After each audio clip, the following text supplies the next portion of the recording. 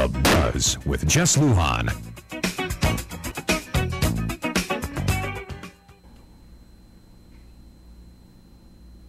Hey, good evening, Guam. I'm Jess Lujan. Welcome to this edition of The Buzz. My in-studio guest tonight, very proud to say, a good friend from way back when, Mayor Dean Sanchez from the village of Umatac. Yes. Thank you very much. We were supposed to be here last year, but the governor had filled in for you for that day. Thank you, Goff. I love you. Anyway, you can chime in and talk to the mayor or myself at 632-TALK or 632-8255. Let's start in on exactly why we're here. FQ Sanchez. FQ Sanchez, as a matter of fact, a relation to you and your family, right? Very much. Very much so. Very much. Okay. That school has been touted for, gosh, years now. Over 15. Over 15 years, yeah, to be closed down, and it's always been the same reasoning every time it's brought up. Not enough students.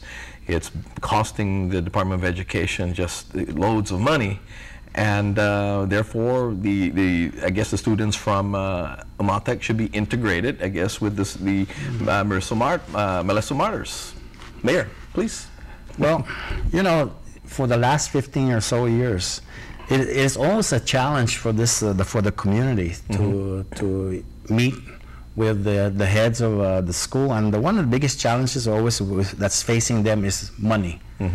But they seem to have created this problem all to themselves.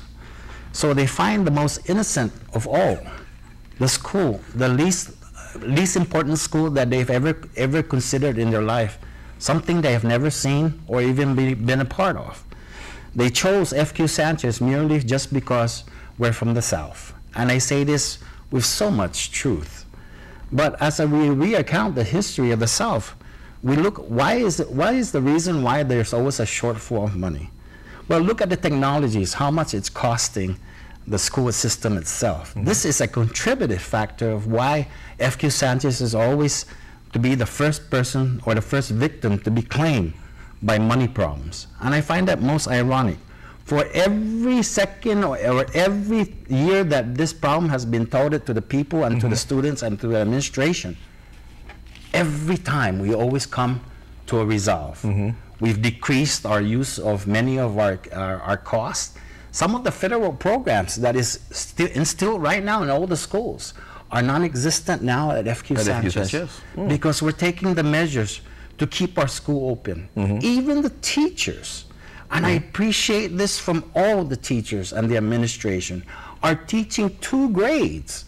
That's almost an impossibility for anybody, even the mindset, to be functioning with 2 separate brains. And I find that challenge and thank the teachers for being the strength behind the successes of our school.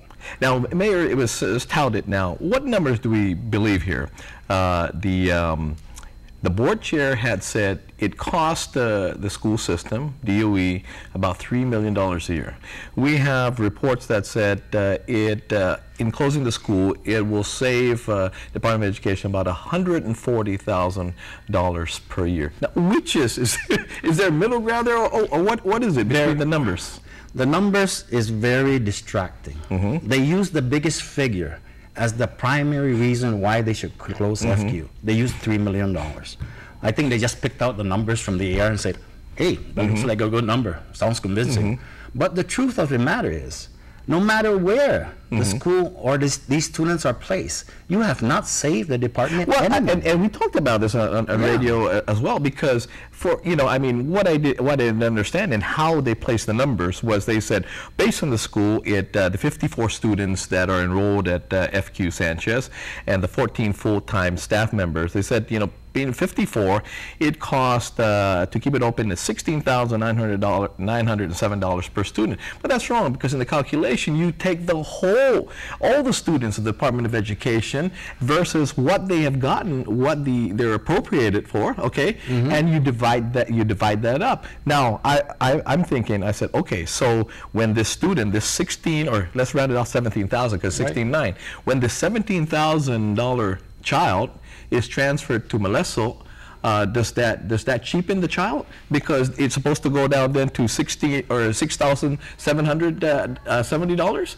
No, it's still going to be the $17,000 child at a $9,000 institution. Well, the other thing is the 14 full-time staff members, they're classified, I would assume. Right, yes, they they would are. have to still be a part of the system. Right. Okay. You have not gotten rid of Okay. the problem. You've actually passed the problem on to the system within the system. You have not resolved the issues. This $17,000 figure is based on somebody's calculation of how much you actually cost. They use FQ Sanchez separately.